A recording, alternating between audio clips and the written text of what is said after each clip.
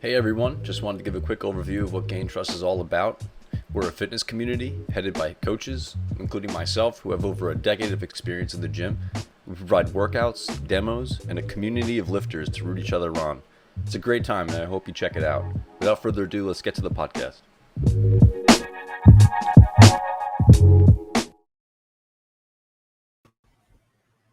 Oh, oh, he's on the phone. He's on the phone.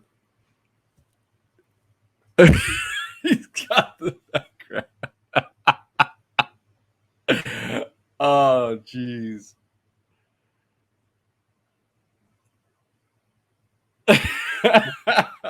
And I got another call coming in. I'm sorry. All right, bye. I love you. Hello. No, How's it going, sir? It's going really good. Wow, we shop at the same stores. I had to come in with this background today. It had to happen. You'll be very happy with next week's workouts. I don't want to give too much away, but there may be something called the Taliban press based on that scene that you saw. Very good. It may be this one. It may be this one. Anyway, work out really well. Anyway, hello everybody. Welcome to the Gaintrust Podcast. This is a podcast for base lifters from all walks of life. I'm your host, Michael, aka the founder of and one half of Gaintrust, the online fitness community for the red-pilled and for the folks who are just up for the challenge of keeping up with myself and Ryan, the other half of Gaintrust. With 10 years of experience under both of our belts and roughly 30 years combined, we keep our community challenged each week with a fresh batch of workouts that we actually do ourselves. If you're interested in joining, links are in the description below. And without further ado, let me introduce today's guest, Mujahed Kobbe, aka Jay, aka one half of the Habibi Bros. Welcome, Jay. And this is coming off now because this is just branding, but I want to talk to you, as a friend, not as No, welcome, and I love the hoodie. It looks great. Yes, I know. I've tried wearing it in videos to see if you're keeping up with the workouts, and I've gotten no one's ever said, "Hey, you're looking good in today's workouts." But I've been wearing this to the gym. It's been great. No, it's looking good. Thank you for having me. And I think Absolutely. This is going to be refreshing to the Habibis that we're actually 30 minutes early instead of 30 minutes late in comparison to when they sit around waiting for the list. Let's put a link out. Let's get everybody in here. Yes. I'll say starting now. I'll quote tweet you starting now. instead of in 30 minutes. Yeah. There's so much I want to talk to you about. Yes, we'll get into it. I've been sick this past week. I thought I got COVID, but luckily it was just a flu. Luckily, it was just the flu. It's like honestly the opposite of reality, right? It's like the flu is so much worse than COVID typically. Well, right. Well, especially because I was vaccinated and stuff too. So it's like even if I did get it wasn't going to feel like anything. This week was, you know how they say when you get the flu, men just are in bed saying that they're dying. And honestly, I was dying. I was. Is that what they say? I had a runny nose and a cough and stuff and just felt achy all over. I thought I was going to die. But luckily. Is that what they say, though, about men and the flu? It's an exaggeration. Because, it's a hilarious meme. There's a lot of like TikToks on it and stuff like that. It's actually pretty funny. So what are you biggest on? What is, because I get the feeling that you're probably the biggest on TikTok because for whatever reason, TikTok seems to be a place to blow up. And I feel like your humor probably really lends well to TikTok. Is that true? Or? Well, I got banned off of TikTok. Really? Yeah. I'm just trying to get banned off of every media that I can muster social media platform. But yeah, I'm serious. I got completely banned. I'll send you the video that banned me on it and we can show. I feel like please, we'll definitely do it. We'll get it banned off Twitch. It'd be great. All you have to do is not talk shit about the CCP and then you're fine. No? Well, or show, different kind of images of the Taliban or Al Qaeda or Really? Osama bin Laden. Like I've done a couple of times, and they've warned me and then completely banned me off of the platform. Oh my God. Right. I mean, because some of the trends that happen on there, like it calls for putting in some type of like Islamic, making fun of an Islamic extremist group or person, but they don't like that at all. They're very Islamophobic over at the CCP. That's what it is. Maybe that's what those camps are about. We'll never know. We'll never know. Except for the drone footage. Except for the drone footage. Elephant in the room, Afghanistan. What the hell is what's your overall take on what's going on? I mean, you're on record as saying today you called Joe Biden a senile old dumb fuck, which I thought was really I thought that was super J. It's a great way of putting it, and it rings of you calling somebody a dumb fuck. What is your overall take? Because I mean I think I sort of understand where you're coming from, because I think we're on the same side of this, obviously. But right. What is your overall take? Well, I mean, the issue of wanting to be out of Afghanistan isn't the real issue of what's going on right now. The real issue is how we got out, and also the complete lying about us being ready to get out of Afghanistan this quickly, and how they were planning for every contingency when that is absolutely not true. They weren't even planning for the simplest situations that was going to come up, and that is completely apparent. We still have like anywhere between 5 to 11,000 Americans still in Afghanistan, which is absolutely how many ludicrous. Like anywhere between 5 to 11,000 Americans. 11,000. Yes, still in Afghanistan, and that's not even counting the countless allies, Afghani allies, that were helping us while we were there in Afghanistan. And now, yeah, the Taliban have the biometrics of all of these people that were helping us. It's a disaster. So it's a disaster. They're in every province right now, taking these people out of their homes and executing them on their lawns. Not much is going on in Kabul right now because that's where you have all the media. But you are going to be seeing videos coming out that is just horrifying. And this was always going to happen. Everyone was it? Do you think so? Withdrawing the way that they did, yes, I do think so. I think if they had a proper plan, I mean, it just looks like they didn't give a shit about anything. It's like somebody saying that they're gonna. It's like Neville when I was born, and he said he was gonna go get milk, and then he just dropped everything and never came back.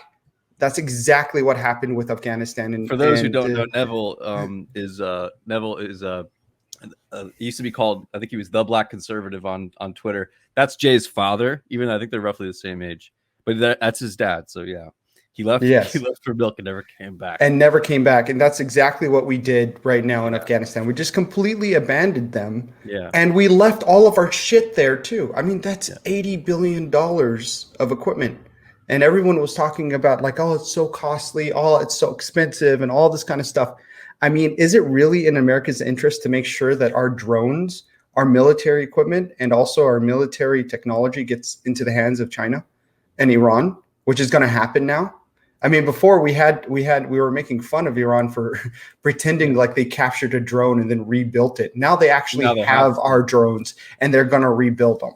And there's no one else to blame for that than Biden, because this whole thing, Biden and all of those dumb fucks we just heard today, like General Miller and stuff, like they're whatever the fuck his name is, that piece of shit. Cuomo, Miller, all of them. I mean, it's just absolute. It's surprising to see that happened. I mean, it's shocking.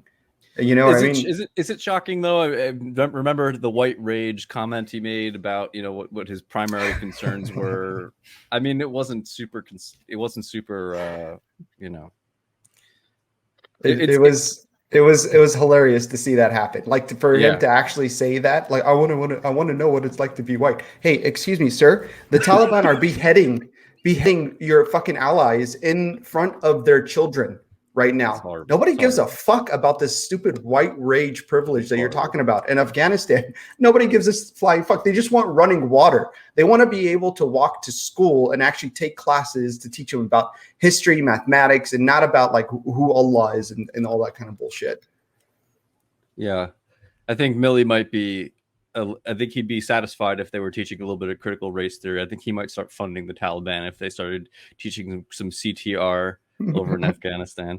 CTT, critical Taliban theory. Is that new? Is that is that one That's of yours? what they should have been saying on in the press conference. Yeah. Are women going to be able to do everything? Yeah, sure. In the realm of what Sharia is, sure. Yeah. So are you? So I know this is horrible. I know especially in the immediate future, it's absolutely awful to watch. I mean, I saw a tweet somebody wrote about. It was a guy whose family was murdered and his arms were chopped off. He was hanged, and the only 10-year-old daughter was given to the leadership of Taliban, and this was done all publicly. It's horrible. It's absolutely horrible to hear all these accounts of what's happening over there right now, what's going to be happening. Is there any silver lining to this in the long run? What do you think? Is there anything that can come out of this that is actually something to hold on to for people who are pretty devastated right now? I don't know, pretending that we're out of there and out of the war and withdrawn completely. I think maybe Like a comfort blanket type thing, right, a pacifier or something. He had to send 7,000 troops back in. I mean, what did we have there before? 3,000, and then he had to send like almost double back Is that right? to Almost finish. right. Yeah, So we had he's like 3,000 double. Yeah, almost 7 to 10,000 troops back in to help with the withdrawal.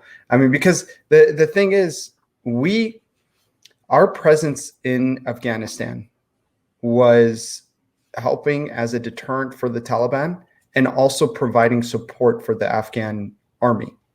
And also you can read in reports how our complete withdrawal, like overnight, blinded the Afghan military and crippled them because we were bringing them up to work like we do. So basically using air support, air intel, gathering information, that kind of stuff. Now, of course, Afghanistan didn't have the infrastructure or the military equipment to do that. We were providing that and providing that knowledge to them, and we took it all away from them overnight. Like the next day, it was all gone. And now there are reports, commandos coming up of the Afghan army saying that they were told not to fight and stuff. So the whole thing was botched. Is that why we left piles of cash? Probably, but we're going to be sending a lot more cash because there are going to be hostages. There will be hostages. There will be, if it's not American citizens, it's going to be hostages of the Afghans that helped us. And it's going to be brutal, and it's really, really going to be disgusting. So, no, go ahead. It's not a dumb question, but this might not be a pertinent question. If Trump was in office and they implemented the original plan, now I'm not saying we know much about his plan, but just based off of what we knew about Trump, where do you think we would be right now if this was Trump? Now, let me really quickly preface where I think we'd be up to. I personally think that Trump would have kind of exited the same way. I think we probably would have had a similar awful what happened with the Taliban, I think would have happened with Trump also. But right now is where I think the difference would come in with the two of them. But you could think I'm curious what you think, but that's where I think the difference now would be different with Trump. It's not really a pertinent question because it's so current and it's so current and important, and it's like looking back to Trump is sort of like a little bit pointless. But I'm curious where you think we would be right now if this was the previous administration. Probably in the same situation. You I mean, think so? because the deal that he did with the Taliban as well wasn't all that great in of itself. And Right. what I would hope was that they had like a better plan to get him out in May. But I mean, the Biden administration had an additional like an additional 6 months to plan for it, and they didn't. Like none of this looks planned whatsoever at all. And I think at the end of the day, the end goal was to give the Taliban the power back. And whether it have been with Trump or with Biden, the biggest difference we're going to see is how hard the media would be on calling for resignations, calling for impeachment trials, calling for people to go to jail. And we are not hearing that from anyone, which we need to be hearing. I don't want a congressional hearing. No, I want people's heads to roll over this. I want the people who are keeping silent. Yeah, not like what my uncles are doing to Afghans right now. But no, honestly, because the thing is that how wrong they got it. He was in July stating that this won't happen. And now he's stating that this was inevitably going to happen. And his general is stating before this wasn't going to happen, and it's surprising. And he's saying the same thing now. So who's getting it wrong? Who gave the wrong information? Who needs to be thrown in jail and who needs to resign? Those are the answers that we need to get. But nobody's calling for that kind of stuff at all. And you're finally hearing some people in the media be harsh on what's going on right now, because there's no other way to spin it. This is one of the worst things to happen in any administration. I don't see anything that happened under Trump being as botched or as horrible as what happened right now in these 7 months under Biden with Afghanistan. Wait a second. Are you saying that? No, Trump, I'm just saying the 4 years that we had with Trump. I didn't see any. I agree. I was going to say, are you saying that Trump colluding with Russia was less terrible than this? Absolutely. Are you crazy? I mean, we were going to get cheap vodka, but that never came in. Speaking of vodka, are you drinking? Still getting over this flu. Right. I should be, but I'm still getting over this flu. But honestly, this is the great stuff to have with vodka. If you want a good vodka mix, just this and vodka, it's so good. I've been watching this YouTube channel called Bald and Bankrupt. That's this guy named Ben who just travels around the Eastern European countries and Russia, Ukraine, and everything. And he just he speaks the language, so he just interacts with people on the street and stuff. And he kind of gets into some history, and it's just a guy. So maybe some of it is just his biased view of things, but it's very on the street stuff. And the amount of times he stops and has vodka with the locals, it has me wanting to be like a vodka connoisseur a bit. But also I never really had much of a appreciation for those countries and even Russia at all. I never really thought of those countries. And now I'm watching these videos, and it's I have a growing interest in just how different of a place it is. They stayed behind in some way, and socially they stayed behind. They're 20 years behind us socially, if you want to call it that, or maybe they're better off. I don't know, but it's a whole different vibe over there. They don't have any of the the LGBT and all this stuff, and whatever you think of it, it's just interesting to see the difference. And I see it's on YouTube, and I watch it. I'm like, whoa, this is interesting stuff.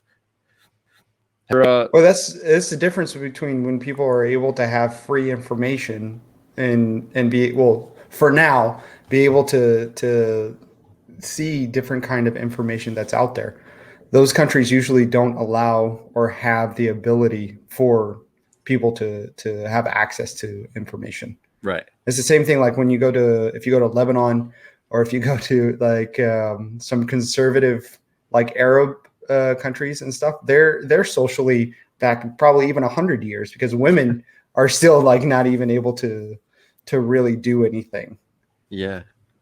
And so for people watching who don't know you, maybe one of them, you're from you came from the UAE. Were you born in the UAE? No, I was born in Oklahoma. Oh yeah, that's right. You were born in Oklahoma, but then you really yes. Right? Yeah, I was born in Oklahoma until I was about 8-10 years old, and then you went to the UAE. Right. With your family, Yes. and then came back over. With my dad, and then lived in Lebanon for about 4 or 5 years, and then came back here. What was we've talked about this personally, but what was Lebanon like? Horrible. Like, honestly, it was a lot of people say that, like, oh, Lebanon's beautiful, Lebanon's whatever. It's like, yeah, I can go hiking here in California. Like, I don't need to go to a place where I'm going to be out of electricity or out of water to enjoy the outdoors, really. And then also the fighting that happens there. I mean, when I was there, every time every time there was a like a firework or something like that, I thought it was going down. I thought somebody was outside with an AK-47 shooting the streets and shit. Like, it's not. It wasn't Uncle Muhammad. No, it wasn't Uncle Muhammad. No, he's over with Hezbollah. I can't wait. Oh, Jay, do you think that if I gave you instructions to make a video for a workout for next week, you would do it for the Taliban press? Yeah, I'll do it. I'll even put on the turban. Yes. Okay, good. All right, great. I want to talk about the Habibi Bros because I saw recently that you guys are moving over, not moving over, but maybe you're also going on to Rumble, and you're going over in this sort of package deal with some pretty big names. I was really obviously very impressed. I'm always impressed by the stuff that you and Siraj do with Glenn Greenwald, Tulsi Gabbard, and a bunch of others. You guys were listed amongst them. What's that all about? You know, are you excited? Like, what are you excited for that, or what kind of content are you going to be creating? Is it more of the same, or so? Just tell me about that whole thing, I guess. Right. So they reached out to and also to anybody who doesn't know Rumble, please explain what Rumble is. So Rumble is a like a video YouTube clone social media website that's coming out of Canada. And they're more of an open platform type of social media platform. So they don't have any algorithms and stuff like that that's suppressing content. And no matter what it is that you're talking about, you could be talking about COVID, you could be talking about mask mandates, you can be talking about what's going on in Afghanistan, all of these different topics that you want to be talking about without fearing that your content's going to be suppressed. And it's really funny because our first intro video that's only like 2 minutes long got like 20,000 views the first day that it was posted on Rumble, in comparison to us being on YouTube for as long as we have and really not gaining the traction that we're seeing that we're gaining on Rumble, because there's no algorithms to stop spreading our content.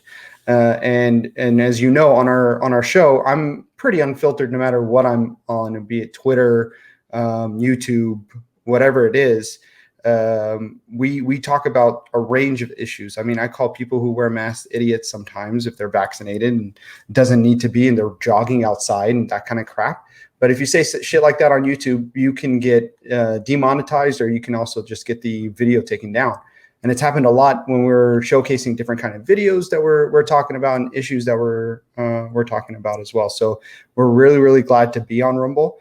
It's they reached out to Siraj, and Siraj got that whole deal rolling and everything. So it was really surprising when they put my name and his name with nationally known names: Glenn Greenwald, Tulsi Gabbard, Mujahed, Kobbe, Siraj Hashmi, and then the rest of the guys. And it's like, that's really, we're thought leaders in the same caliber with them. You are, absolutely. No, you absolutely are. There's no reason why you're not of the same caliber as any of those people. At least from my perspective. It's because I'm brown and named Jed. That's probably the only reason. Yeah, they're doing it just for diversity purposes. Oh, right. No other reason. You know, you wrote a really. I didn't research. I don't have it up, so I can't share it or anything like that. But you wrote a piece that was really thoughtful and interesting, and I mean, I figured you could write, but it was great, and I was impressed. Obviously, that you guys, both you and Siraj, and again, I figured Siraj can write as well. But it was great. It was a great piece, and it was thought provoking and interesting, and I seeing your name up there, is it's pretty cool, man. I love watching what you guys do. Thank you very much. You guys are just doing awesome shit all the time.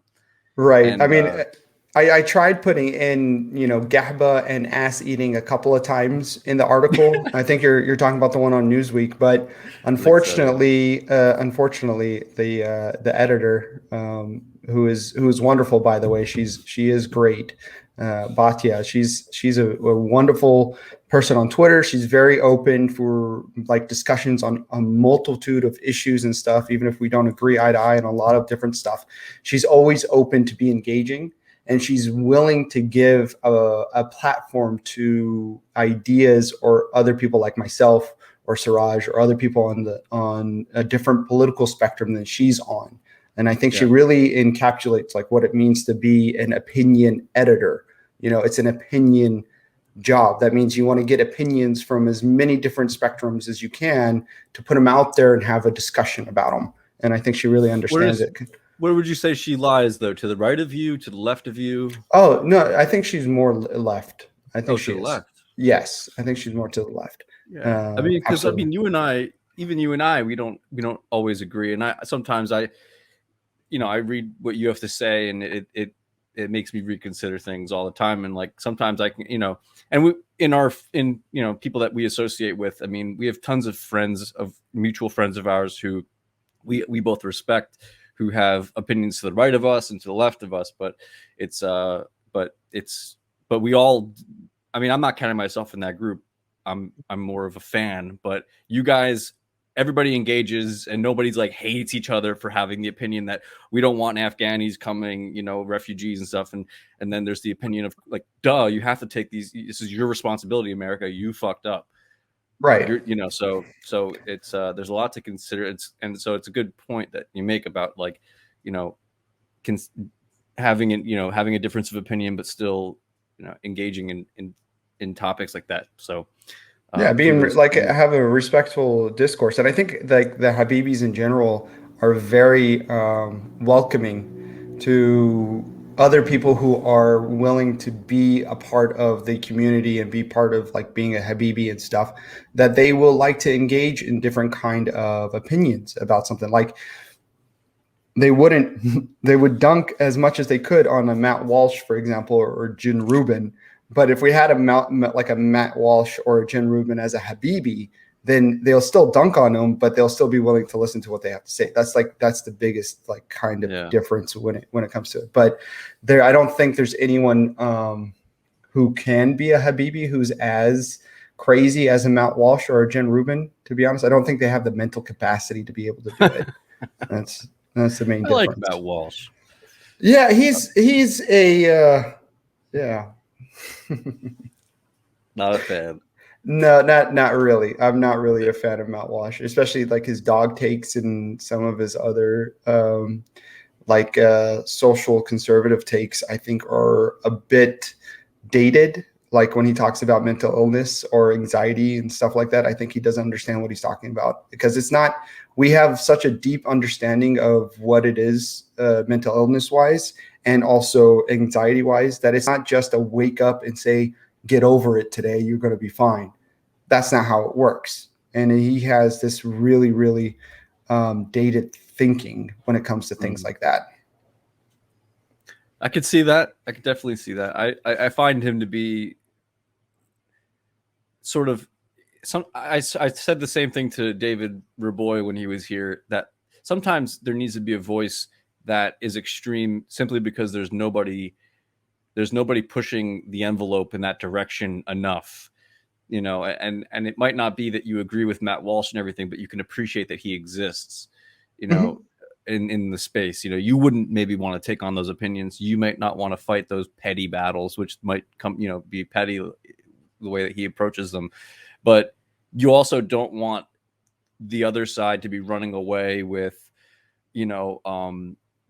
everybody gets a trophy, everybody gets to be mentally ill, therefore everybody's a victim, and victim mentality rules the day. It's like, even if Matt Walsh, you don't agree with him on his takes, it's like, at least he's saying, enough with everybody gets to be a victim, everybody, and he could do it in a clumsy way. Sometimes I agree, but I hear your point on him, and that's a valid take on that.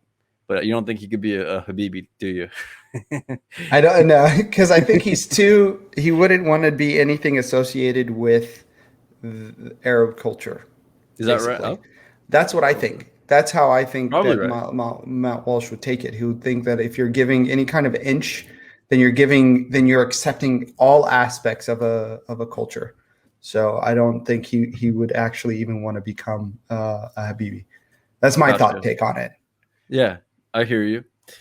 All right. Well, so anyway, you're approaching 10K followers. So goodbye, Ass Lakin. Right. Did you get 10K yet? Yes, finally I got 10K. It's this is my like 13th time or 12th time on an account getting to 12K. I mean 10K. But it's funny because I think there is an algorithm within Twitter that once you hit that milestone, they're actually more inclined to be looking at your account and seeing what you're posting and seeing what you're doing. That's my thought on it, because now I'm going to be a little bit more cautious. And luckily they don't stop you from like calling people gahba or sharmuta. And so with gahba, it means whore or bitch in Arabic. And I like to call Brian Stelter a bitch.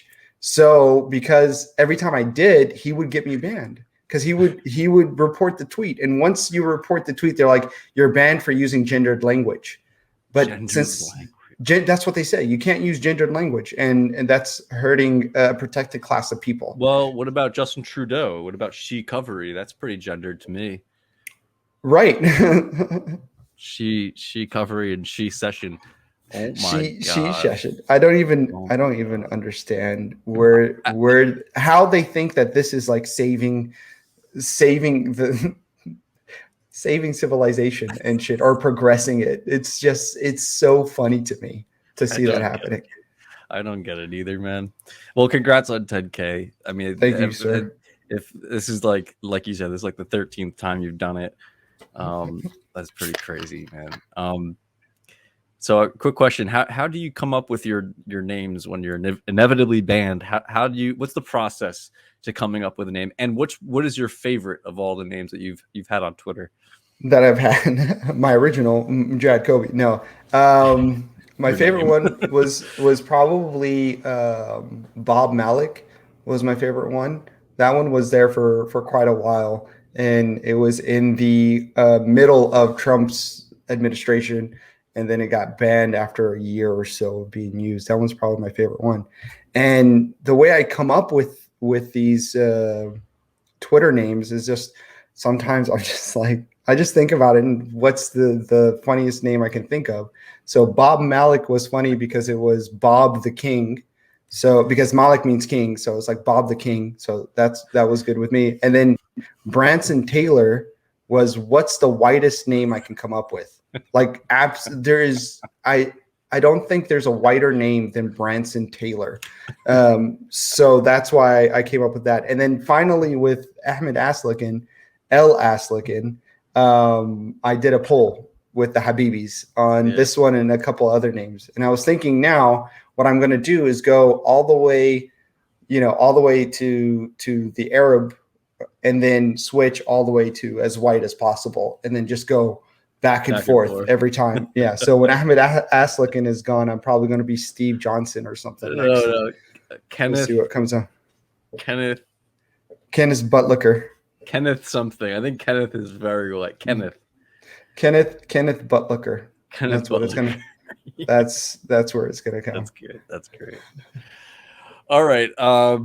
This is a fitness podcast, so we talk about politics mostly, and your Twitter account and Habibi Bros and where that's going. And if you have any updates for Habibi Bros, do you have any for us? Anything new on the horizon?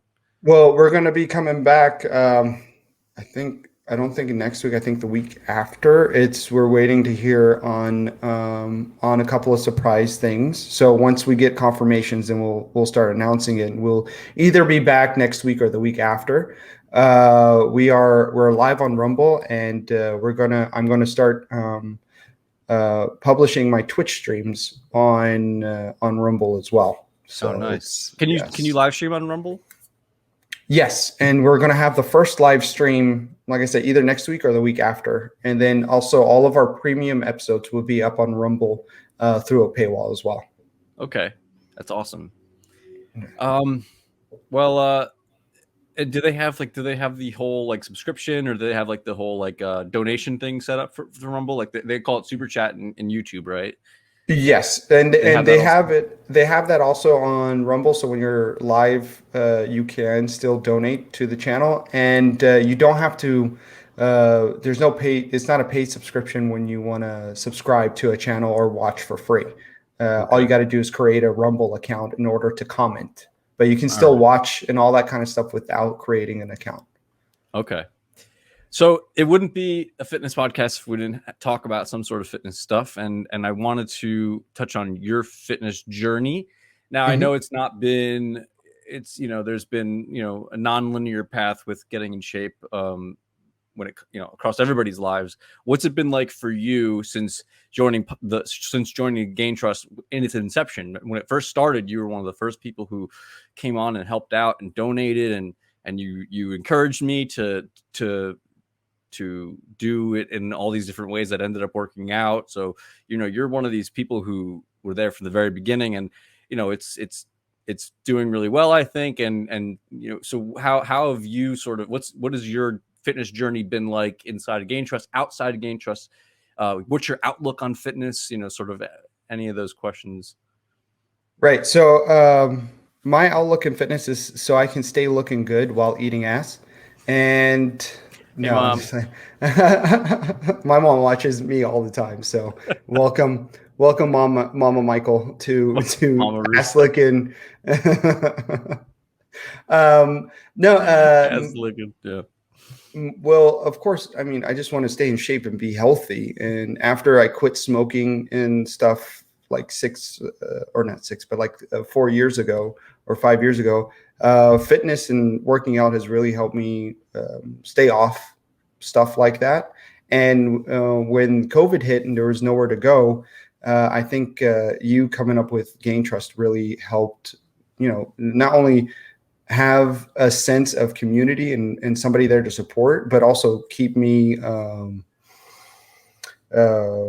disciplined. And also because I'm paying the monthly subscription to actually start doing it and using it and not feeling like it's going to waste. So it keeps me disciplined, and I feel like you're always there for me to ask for advice, and I think it's been working out really well. I mean, yeah, I think I've been doing really, really good with it. Excellent, man. I'm happy to hear that. I know Well, that it's and not easy, like to just stay consistent, like every month. No, you had I think you had a month or so when you couldn't. Habibis were taking off and stuff like that, and I think you guys were really busy around that time, right. and so you guys had to take like about a month off, but And you're moving back around now and stuff. But yeah, and and moving. also, That's right. That's yeah, I right. moved to my new place. As you can see, I have my new workout equipment Yeah. with me here and stuff. So now that the Taliban has their workout and Yeah. everything going into it, I just need to make sure I'm in shape, still in shape too. Because I can't otherwise they're get not going to want you. exactly. I don't want to lose my spot in being in the cabinet. Hopefully here in a little When bit. Sharia comes to the United States, you will be ready, and we will have helped. Right. Yes, Gaintrust we'll will bring have. the caliphate together. And you know what's really funny? My name is Mujahed, and the press secretary for the Taliban was his name is Mujahed as well. Oh, The funny, yeah, Mujahed is a pretty common and popular name within those type of countries, and especially in Afghanistan. yeah, and what was his last name? Kebba? No, no, it wasn't Kim. You, It you like wasn't how I Kim. remember that? Yeah, no, that was No, pretty good. Kibbe. Kibbe. It's Kibbe. Yeah, it's like the Kibbe. food. Yeah. Well, anyhow, that's great. I'm glad that you joined the trust, and hopefully, I mean, hopefully it just keeps getting, well, it will keep getting better and better, and everybody who joins will benefit from the same thing that Jay has. I just want to give a quick update to people in Gaintrust who are watching, and you, that we're coming upon fall, guys. It's the end of summer. It's we're coming upon fall, and that means Thick Boy Autumn is going to be starting. We're going to be kicking that off. That means that if anybody is looking to put on some masks so that, when they, we're no longer going to the beach or pool parties or whatever, we're not taking our shirts off. We don't have to be shredded anymore. Now we can build muscle and get a little chubby over everything. And, I'm not talking fat. I'm talking little chubby. That's where the big muscle growth happens. And so we're going to be creating a how-to PDF that's really going to be really in depth, and it's going to give you sort of a hour by hour way of structuring your days on what to be eating, how to be eating, how often. We're going to be doing a video series with Spencer Clavin. I think either 2 weeks from now or maybe next week, depending on when Siraj wants to come on. But we're going to be kicking off Thick Boy Autumn. And Jay, my question to you is: are you looking to get bigger during the autumn, or are you more maintaining? It's a very personal question because everybody's different. But right. Are you trying to grow maybe a bit, or are you trying to maintain? I think I do need, after being sick right now, I just weighed myself before getting on the podcast, and I lost about 8 pounds. I went from over what period of time though? These 4 days. 4 days. Don't worry, that'll come back. That's mostly right. I think it's just water, just mainly water from sweating and stuff. But like I'm around 188 right now with that on. So I'm thinking I need to get up to like at least 210. He's always trying to grow. Let's be honest. Well, that's true, because being 5'4" and at 188 pounds, it's crazy thick. But I mean, it all goes to my third leg, which your mom loves. So all right. Hey, Mom, how's it going? No, not your mom. I'm sorry. The person who commented. No. All right. This is our first rated R podcast. No, that's good. Sorry. It's good. So, but you're trying to put on mess. That's good. So this will be really helpful. And here's been the issue. I don't typically like handing out like, here's your meal guide. And it's just sort of like, this is what you should be eating at this time. That's basically what we're going to be handing out, but I'm going to put it in video form. We're going to talk about why things have to be the way they are. And I think, and if we have a nice PDF that's really engaging instead of just being like text, I think people are going to they're going to take to it better. And I think, that's what's coming down the line. And I think people are going to really find this very useful. But so hopefully everybody can follow that, and just get ready, everybody, because I'm going to be packing on some mass myself. I want to put on like 15 pounds in the next few months. Jeez, it probably won't happen, but you don't think? I mean, you're already massive. How much do you weigh right now? But that's the thing. Let me really be honest. I'll be honest with you. There are pictures I take where the lighting's perfect. It's the perfect angle, and I have a big pump. When I don't have a big pump and it's not the perfect angle, I weigh 215 and I'm 5'10". That's not massive.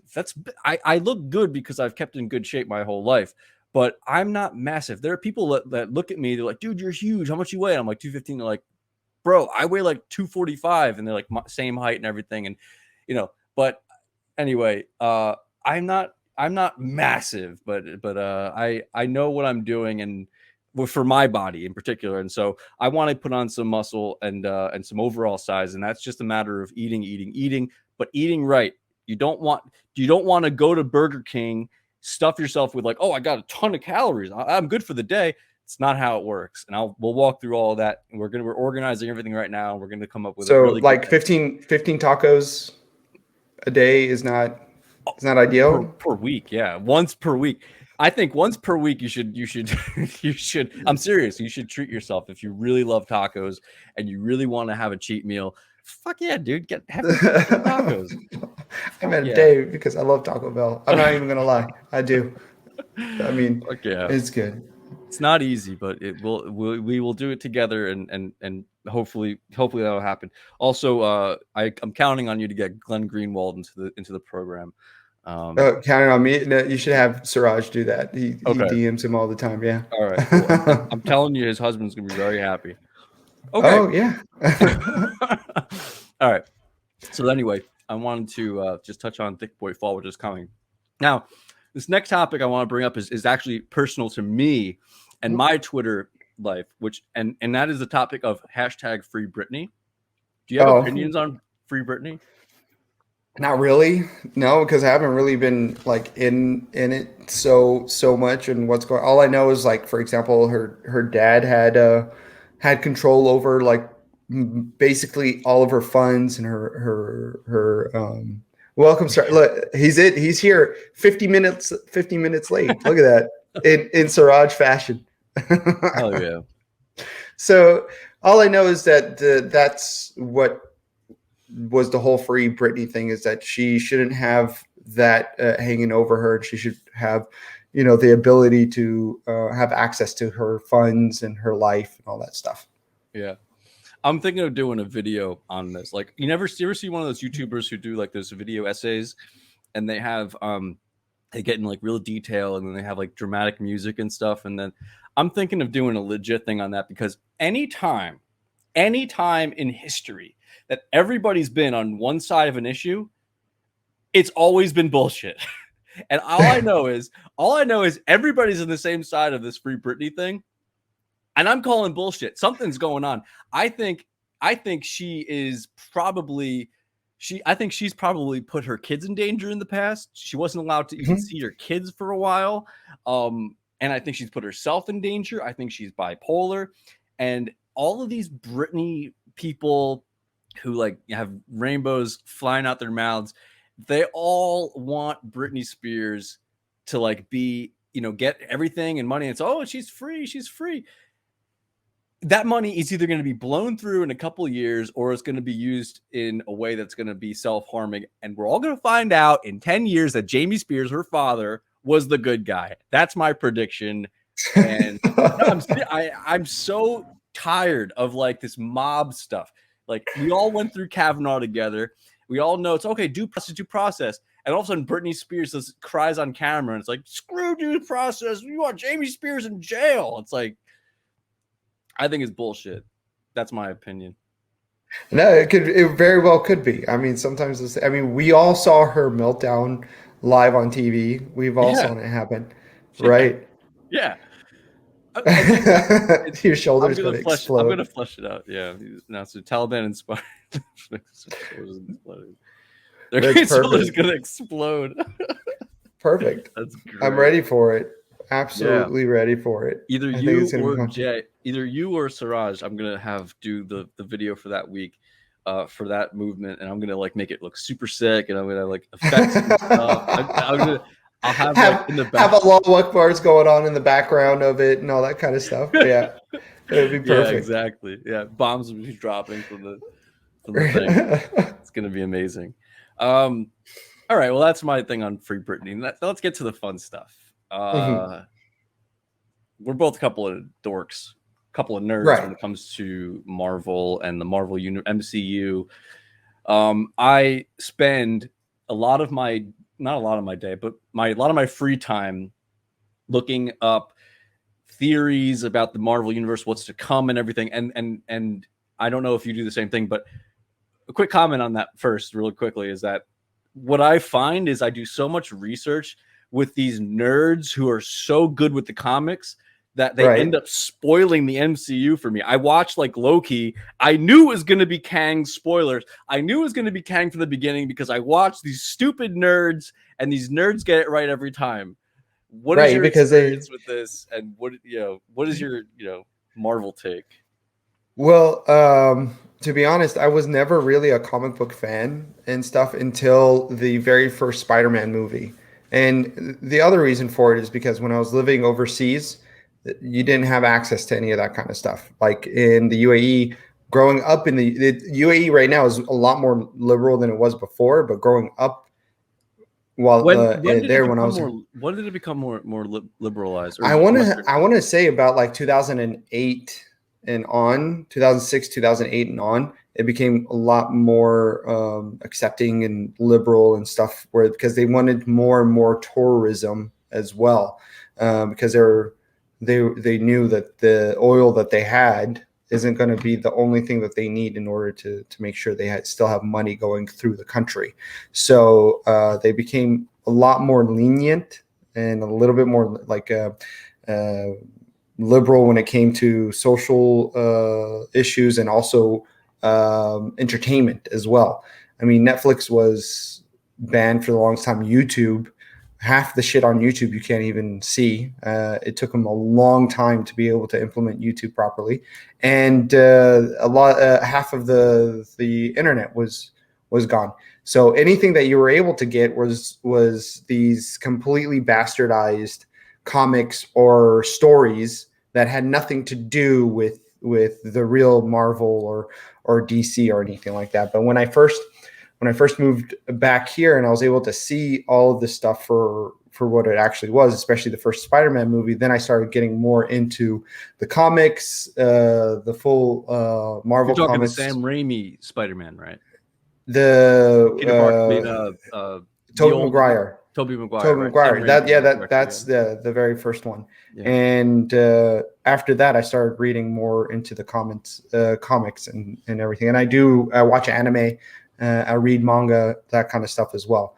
So when it came to the MCU, my favorite thing about the way that they did it is how well that they were able to, translate the comic version into like a movie version that you can still relate to. I mean, it's still very out there in a lot of ways, but they brought it down to a level where people can kind of relate to until it started getting into more and more into the Infinity Stones, Guardians of the Galaxy, and now with Kang and the multiverse. But I think they did it in a very gradual, really, really good way. And I think DC has a lot to cover for ground to cover when it comes to making movies like that. But when it came to what Disney's doing, I think the way they did it and why they're doing it right is because they're actually getting fans of the content to make these movies. People who actually know, the little details that makes a fan of this content. It's not just about making sure that they can sell the concept to the whole public. It's also to make sure that they're staying true to some of the really slight details within the comics, and I think that's what they're doing really well, especially with Loki, with Vision, with the not Vision. I'm sorry, WandaVision. Yeah. What did you think of both of those? Let's start with Loki. So Loki was great. I think Loki was a fantastic storytelling of the Loki character, and I think he plays, I forget his name, but I think he plays Loki so well in the whole thing. So I really liked Loki. I liked the storytelling of Loki, and I liked the emotional maturity that you found Loki go through from when he first got into it to the end. And let me really quickly. They handled his maturity really well in this, because especially because we saw him mature through Ragnarok, and then in the beginning of Infinity Wars, we saw him mature through those two movies, and he basically sacrificed himself to save. He tried to sacrifice himself, or to save everybody. He cared about his brother, and his arc paid off in that movie. And then when you went back to Endgame, now we're dealing with Loki, who never went through Ragnarok and never went through Infinity War. And what I thought was so impressive was that within Loki, the series, they did it very well, where he was still the arrogant prick, and then he came back around, and then he came to the Loki that we knew he could be. And that I was very happy about that, because I was always wondering, like, well, how is he going to play Loki in Loki?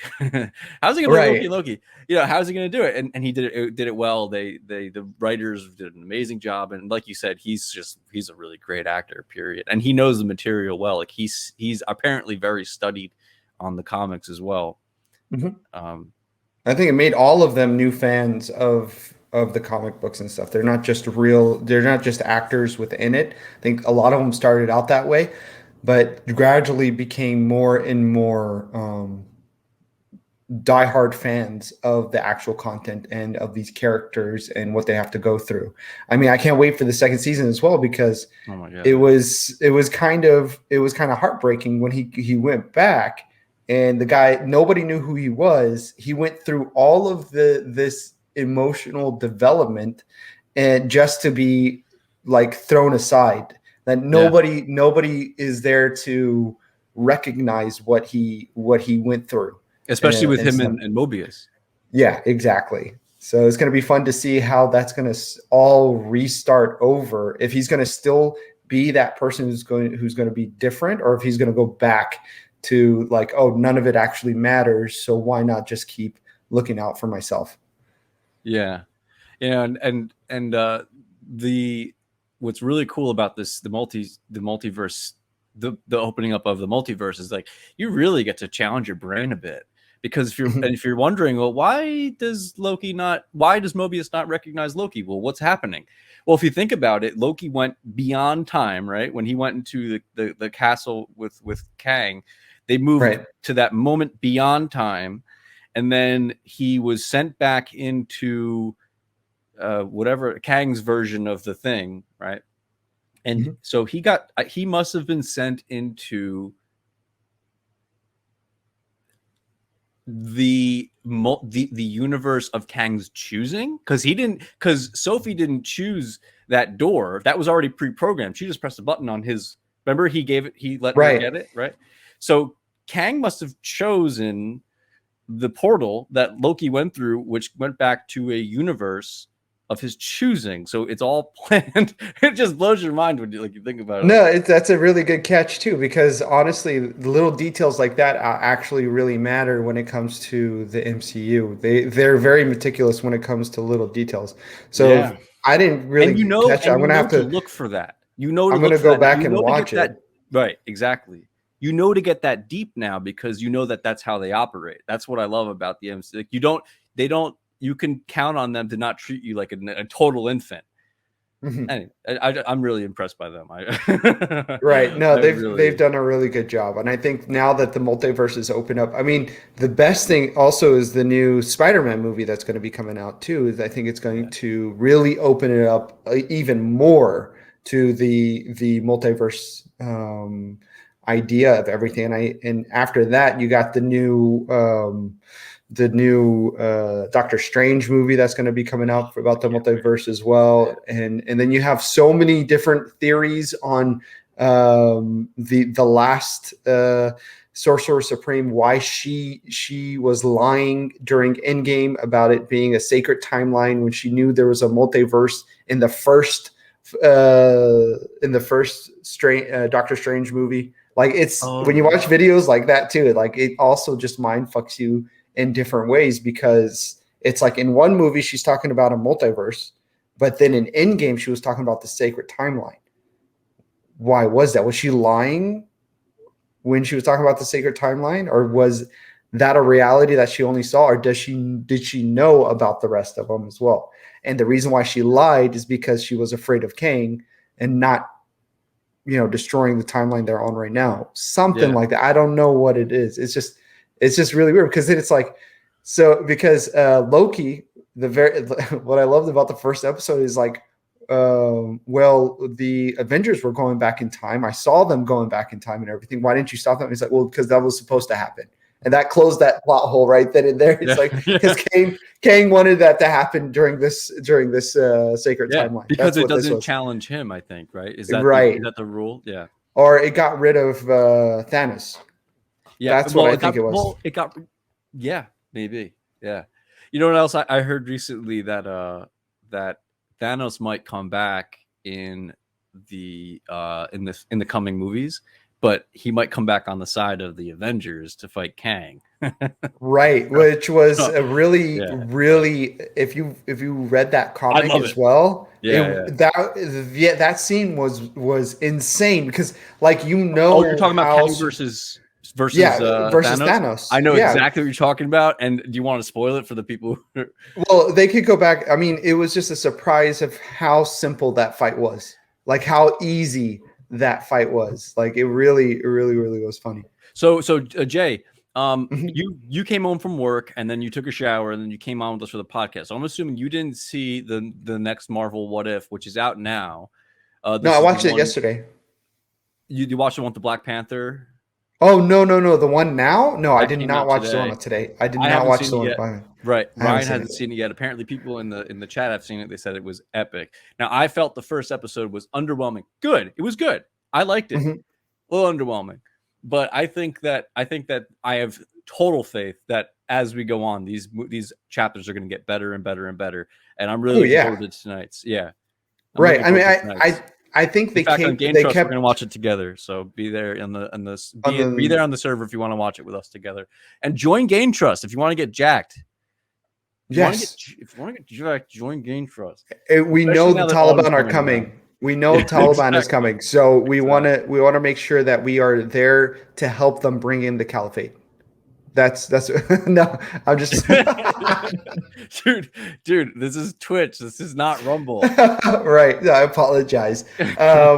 But yeah, to your point, I think they made that one a little bit to be a little bit simple and a little bit easy to digest, as they're going to be getting into a lot more twisted stories of what's going to happen within the multiverse, because it gets crazy. It really, Yeah. really gets insane.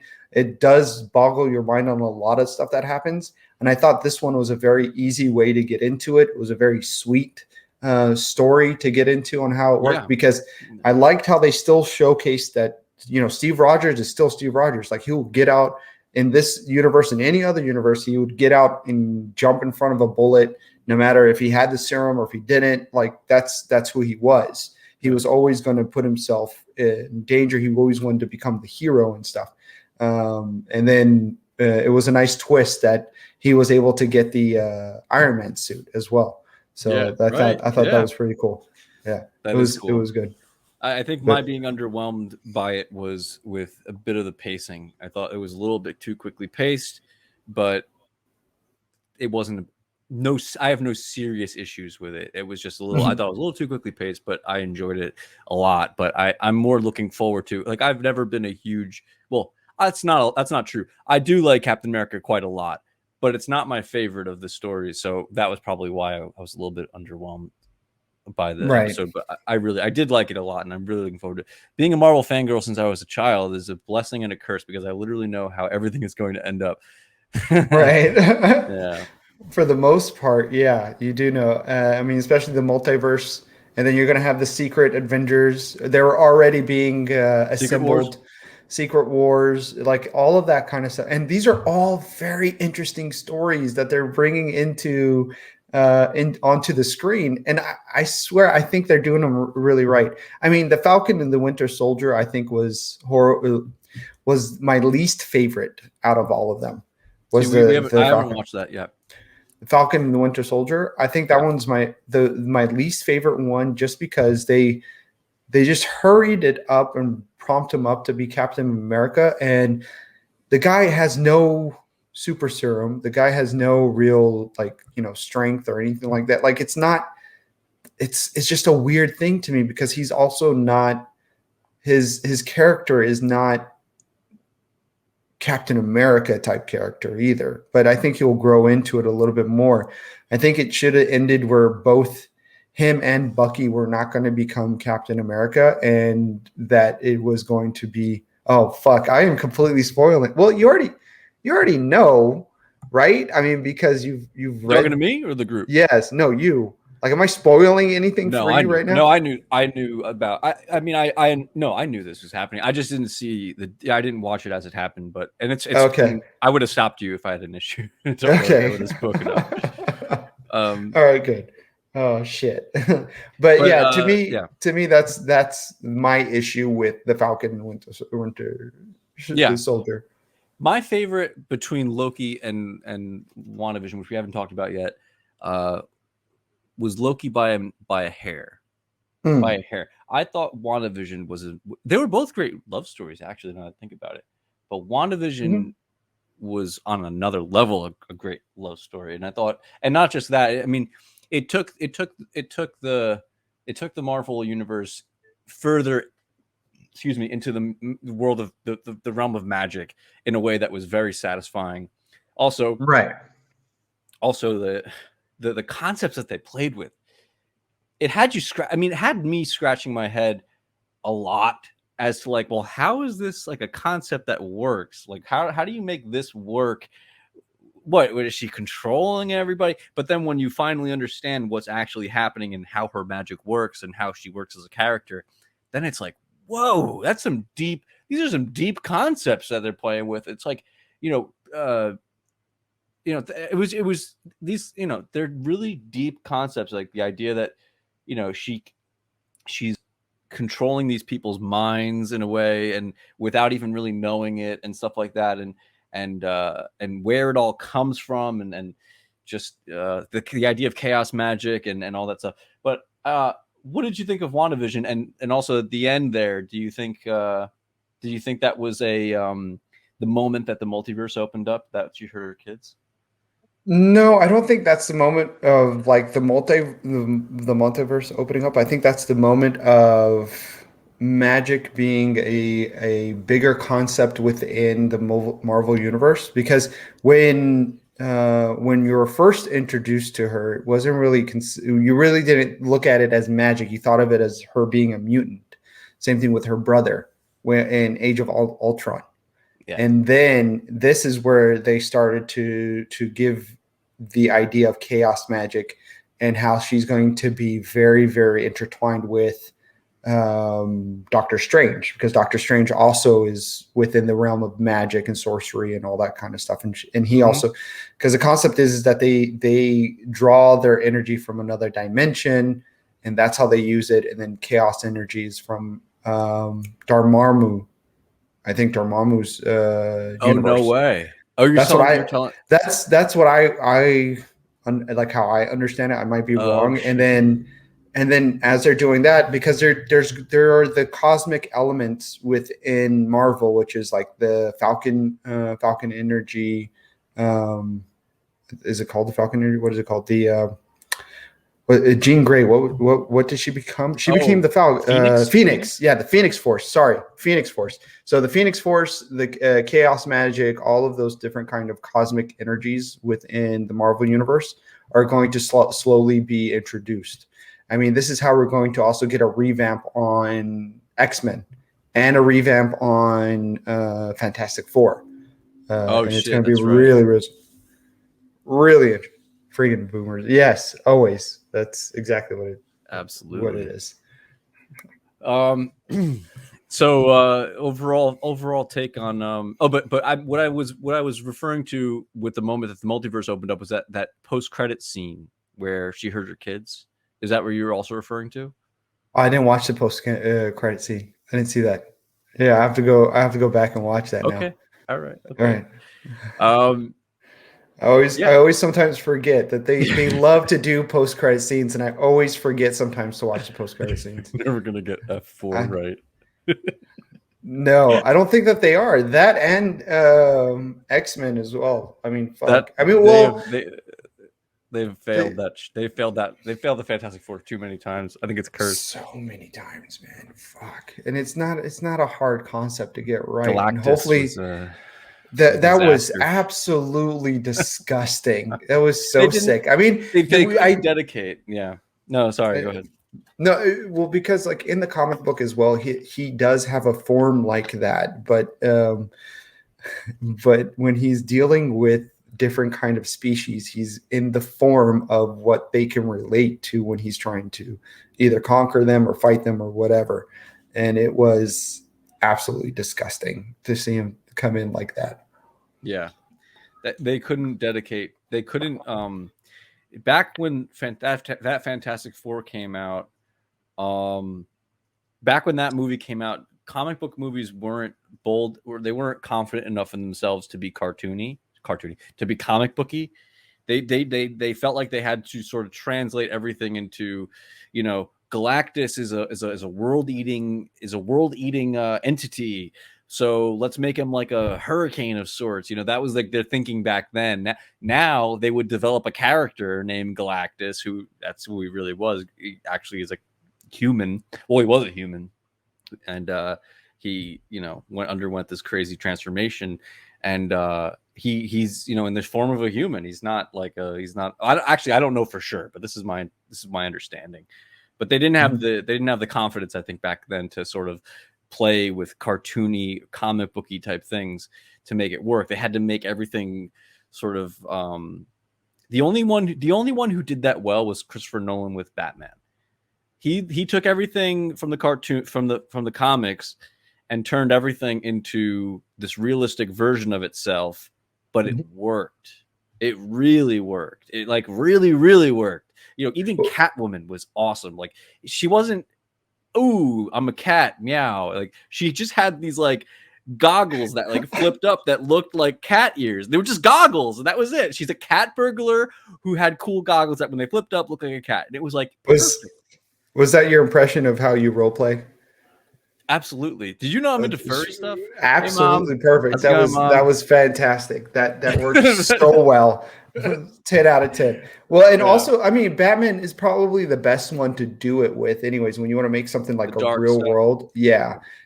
Because that's how the comic book pretty much was too in some instances. A lot of comic book stories with it are very real and dark and grimy. And I think Christopher Nolan did a great job with those Batman movies. I think once those Batman movies came out, the people understood that you can really do comic books justice on the big screen.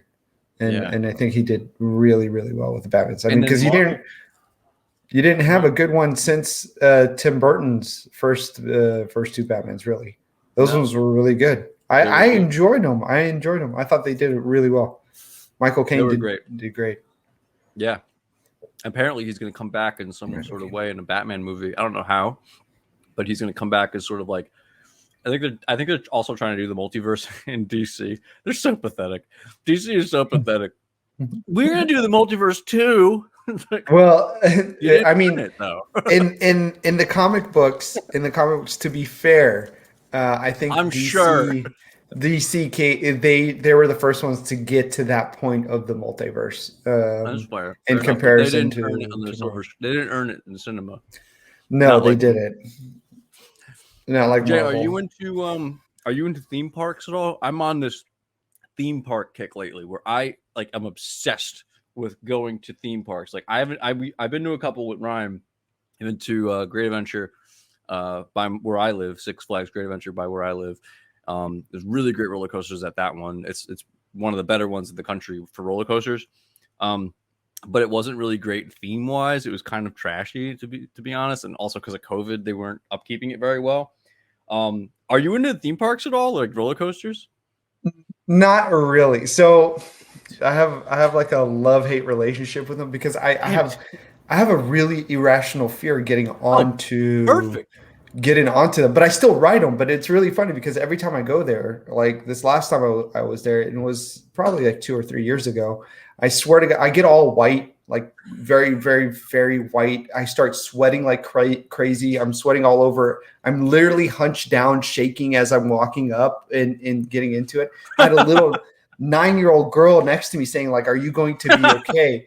And I was like, "Where's your mom? Because I'm going to fucking slap you. Get the fuck out of my face." Like, I'm cursing the shit out of this little girl as we get on.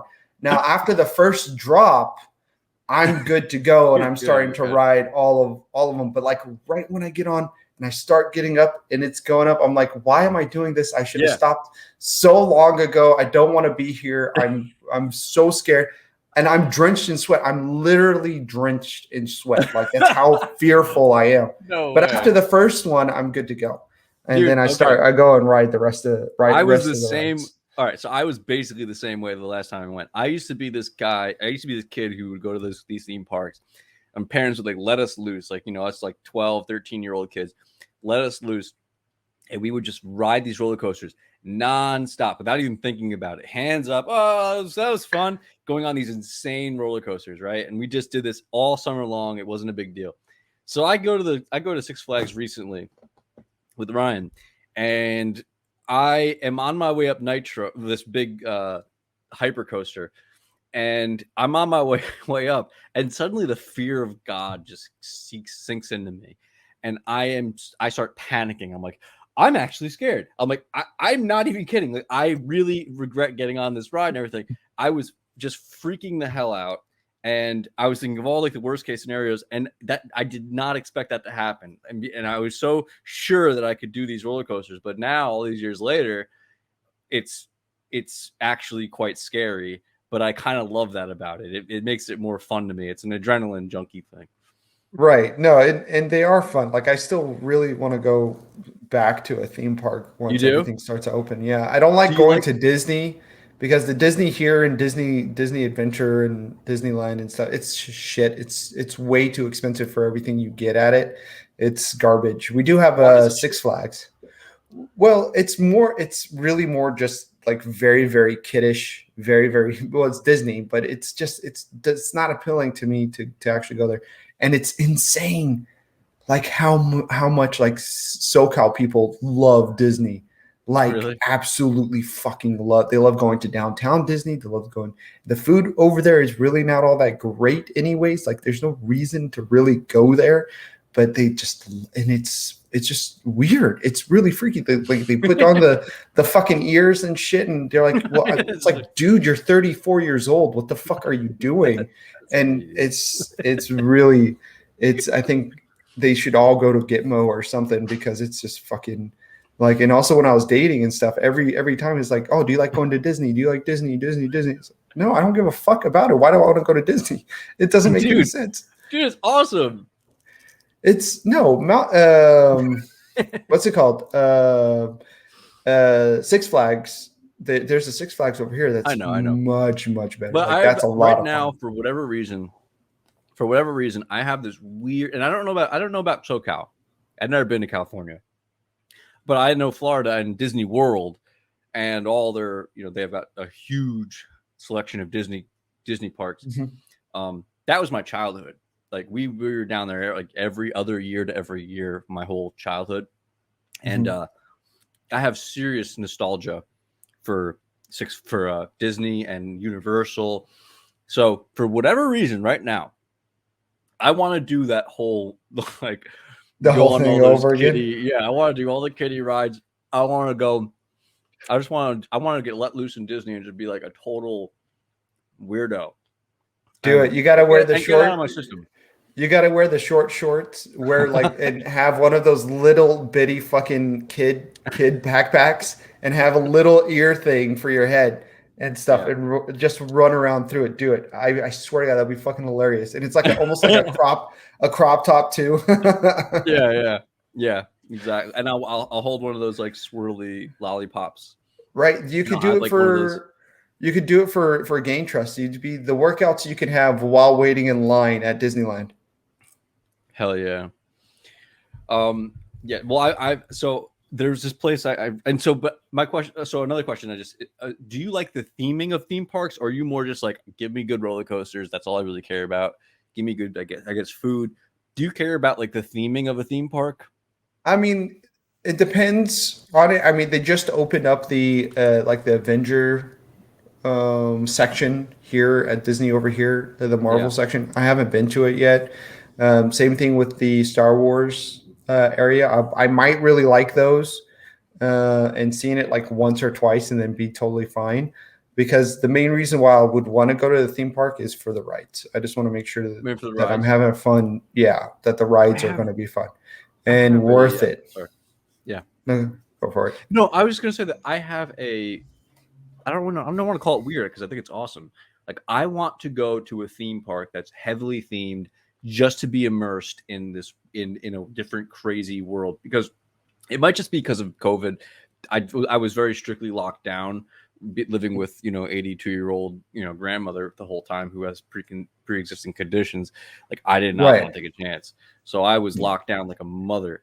And for whatever reason, I go on YouTube and I see these theme parks like Silver Dollar City in Missouri, which is like old timey Western with like really crazy, awesome roller coasters. It's in Missouri.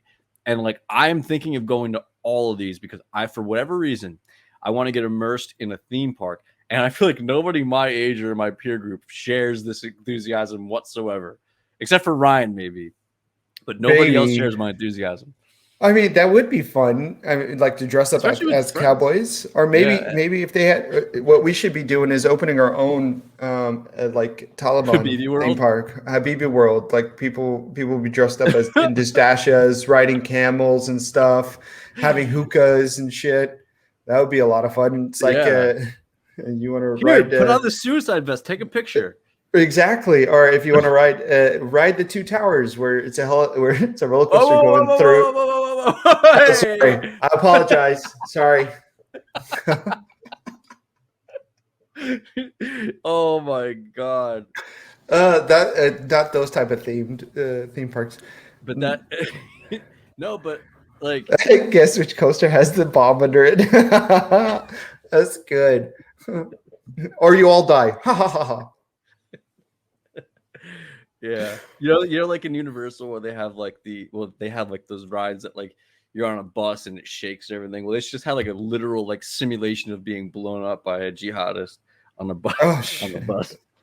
That would be fucking hilarious. And the thing is, like, even the Universal over here is not as good as the Universal over in Florida either. Have you ever been to the one in Florida?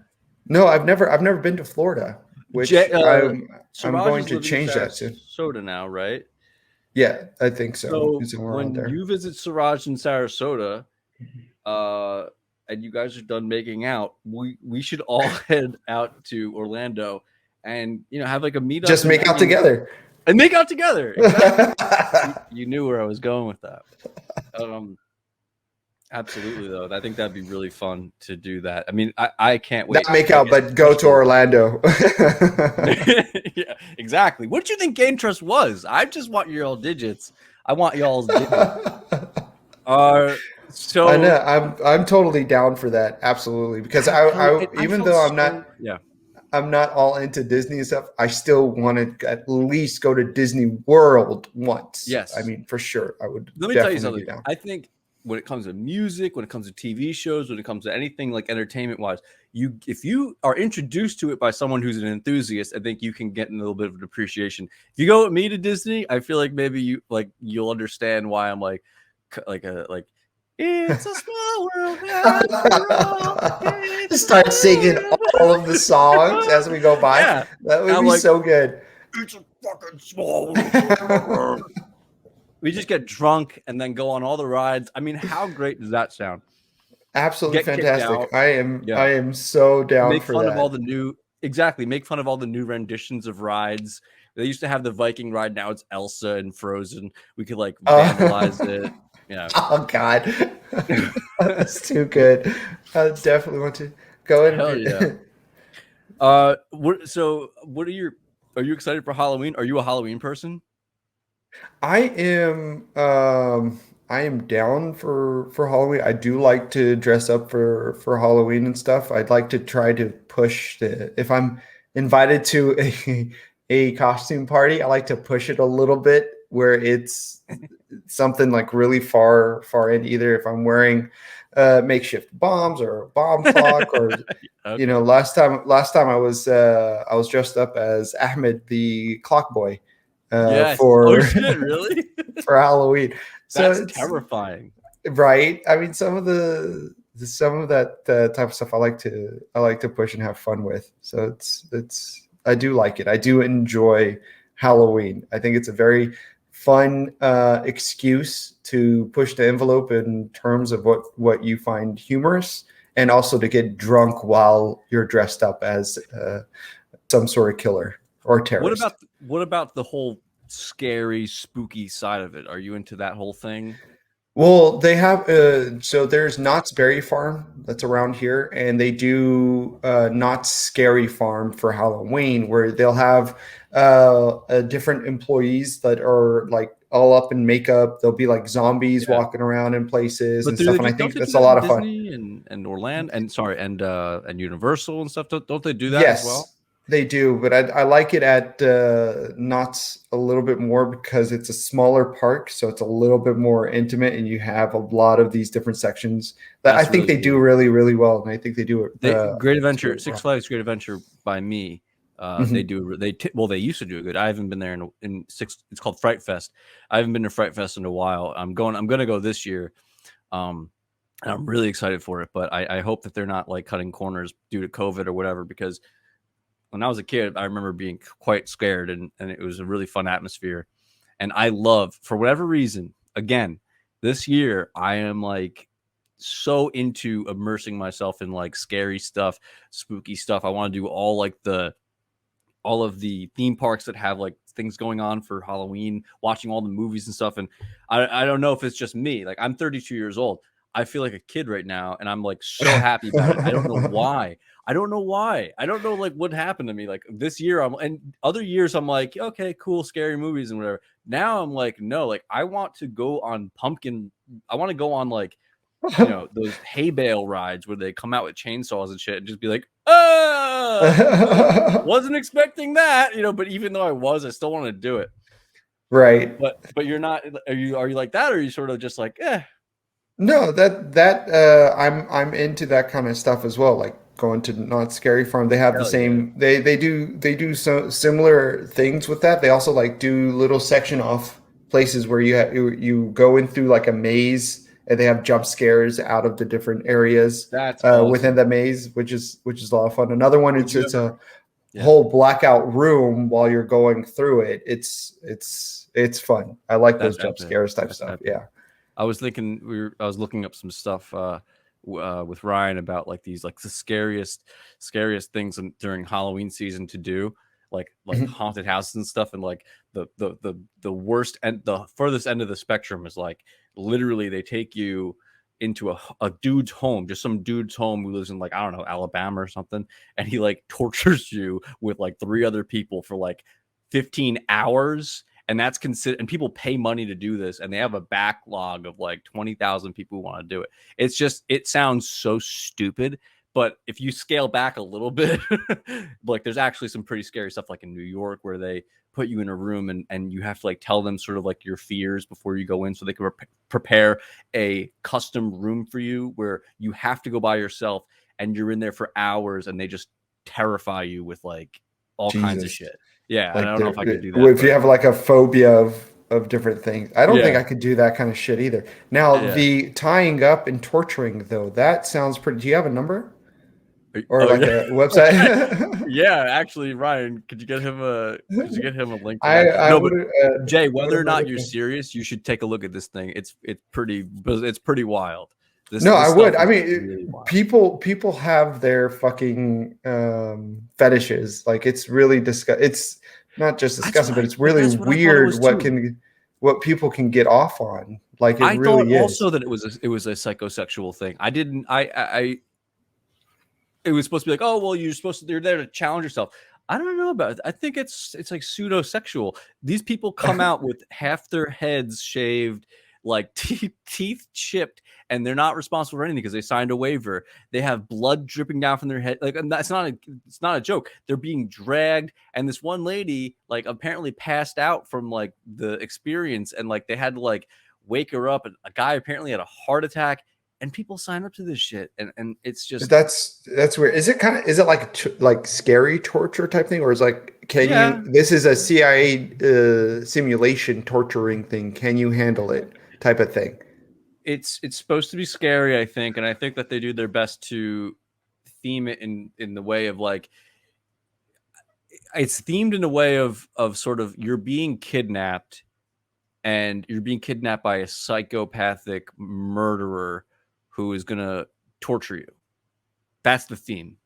Lots of screaming. I can imagine it's a unhinged version of like some sort of boot camp where they like yell in your face and play loud music and try to like, you know, really mess with you and push your limits.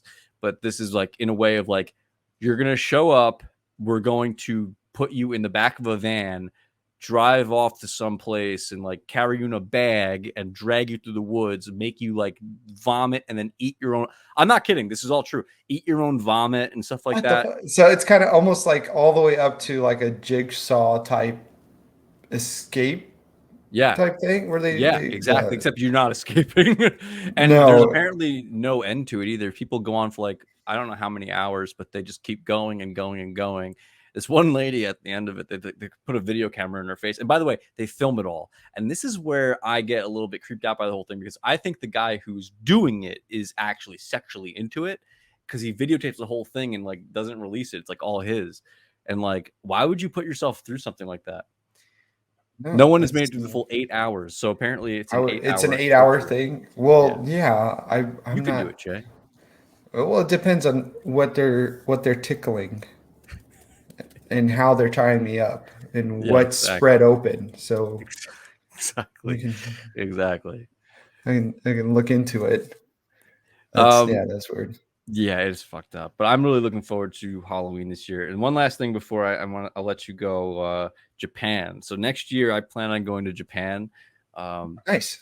And I want to do all the theme parks in Japan. No, I'm serious. But Japan, I've grown to really appreciate Japan, and the next place I visit that's out of the U.S. is going to be Japan. Probably going to go with Ryan, and we're going to probably hit up. I don't know what we're going to hit up yet, but that's next on the list. So, do you have any plans on visiting? Yeah, I do actually. In April, I have a plan to go around Asia. I mean, I've already been through Europe. I've been through the Middle East and Mediterranean, but I've never been to Asia. So we're going to be doing a hop trip. So we're going to go to Korea. We're going to go to in North Korea, not South Korea. We're going to North Korea. You're really going to Korea? Really? No, fuck that. Why the fuck would I want to do this? So stupid. No, I'm going to go to North. I'm going to go to North Korea and lick the ass of the statue and see what they do to me. I wonder if that's allowed or not. We'll find out. See, like, that's how you praise the supreme leader. Exactly. You go and you lick that ass. Exactly.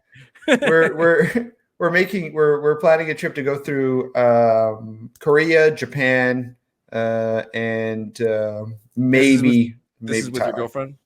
Yeah. Cool. Suraj. Yeah.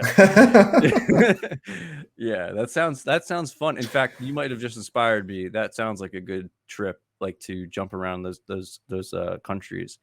Yeah, and the food is going to be insane. Like, do you like Asian food? Like, do you like kimchi? Do you eat? Okay, yes. Good, because they're like Korean street food is said to be absolutely fucking amazing. I know. You always want to go to those like little corner hole in the wall places. We have a list of all of these restaurants that we're going to go to, because it's not really going to be a scenery type of fucking trip. It's going to be like a cultural immersion thing of food. That's what it is. Like, I'm going to go. The scenery will be looking at the Asians as they walk around. It's like, oh, look at all these Asians. Now I want to go and eat as much as I can. And that's what I'm going to go be doing in those. Can I recommend that you videotape a lot of it, even you're eating? Like, I'm talking like, document it and put it on YouTube, because people eat that stuff up. No pun intended. Oh yeah, no, they really not do. Just that, I mean, also I'd like to see it, but yeah, you got it. No, I will be planning to vlog most of that stuff. Yeah, for sure. That sounds great. Do you watch Mark Wiens on YouTube by any chance? No, I do not. I watch Mikey Chen. He's another like I actually do know him. Oh yeah, he's a food vlogger type thing. So he's mainly into like a lot of the Asian cuisines and stuff in the different parts of the United States that offer it wherever he's living. So that's why like watching his trips to Korea and Japan has helped me like make a list on like where's the best noodles, where you can get like all you can eat A5 Wagyu, like that kind of stuff. So it'll be really interesting and fun. Yeah. If I could recommend, Mark Wiens is a goofy, lovable food reviewer who just goes around. Well, he's in the United States right now, hitting up New England's food, like lobster and lots of seafood. But he came over from.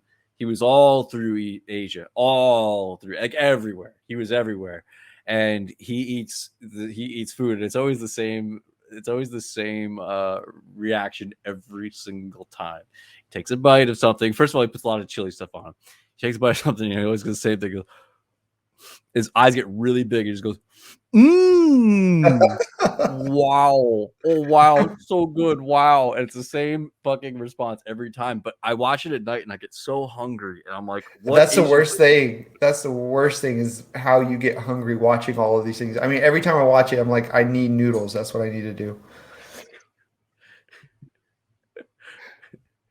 The only thing I do, Fuzzy, for my height is I do curling teabagging on your mom. Right Hey, on her Ma. face. Hey, Ma.